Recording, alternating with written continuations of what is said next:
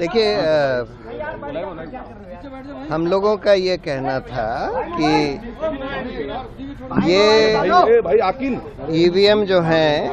इनमें एक programmable memory होती है, क्योंकि सिंबल लोडिंग करी जाती है और इसलिए इनको मैनिपुलेट किया जा सकता है अगर आप कोई उसमें मैलिशियस प्रोग्राम डाल दें। और इस वजह से ये ज़रूरी है कि जो वीवीपैट है उसका पूरा पेपर ट्रेल का ऑडिट होना चाहिए, सारे वीवीपैट स्लिप्स को काउंट करना चाहिए। और क्योंकि वीवीपैट में भी काला शीशा लगा दिया गया था, तो इस वजह से हम लोग ये कह रहे थे कि या तो उसका ट्रांसपेरेंट शीशा करिए और या नहीं तो उसको जो स्लिप जो प्रिंट होती है वोटर के हाथ में देकर और उसको उसमें बैलेट बॉक्स में डालकर और उसकी काउंटिंग कर लीजिए। सुप्रीम कोर्ट ने ये सारी हमारी मांगें को ठुकरा दिया है और ये बोला है कि अच्छा, इलेक्शन कमीशन इसको एग्जामिन करे कि सारे बैलेट पेपर्स पर अगर हम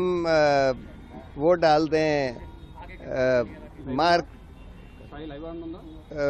उस पर मार्क डाल दें, जिसको बार कोड जिसको कहते हैं, बार कोड डाल दें, तो उसकी फिर मैकेनिकली मशीन से काउंटिंग हो सकती है कि नहीं, इसको एग्जामिन करें। और दूसरा उन्होंने ये बोला है कि सिंबल लोडिंग यूनिट जो होती है, जिससे symbol loading constituency by constituency करी जाती है, उसको कम से कम 45 दिन तक चुनाव सील करके रखा जाए और चुनाव के बाद कम से कम 45 दिन तक रखा जाए, जिससे कि अगर कोई इलेक्शन पिटिशन फाइल होती है, कोई उसकी कोर्ट मांग करता है, तो उसको देखा जा सके। तीसरी बात उन्होंने ये बोली है कि जो इसमें इलेक्शन कमीशन ने बोला कि नहीं, इसमें जो मेमोरी होती है वो तो चिप में बर्न्ट होती है,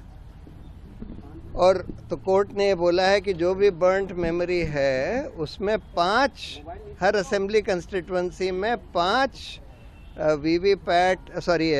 ईवीएम यूनिट्स की बर्न्ट मेमोरी को एग्जामिन करने का नंबर 2 या नंबर 3 कैंडिडेट दरखास्त दे सकता है और उसको फिर एक टेक्निकल टीम एग्जामिन करेगी, लेकिन उसका खर्चा उस कैंडिडेट को देना होगा जो उसकी मांग करता है। ये कह के उन्होंने ये सारी पिटिशन डिस्पोज ऑफ कर दी। प्रशांत सर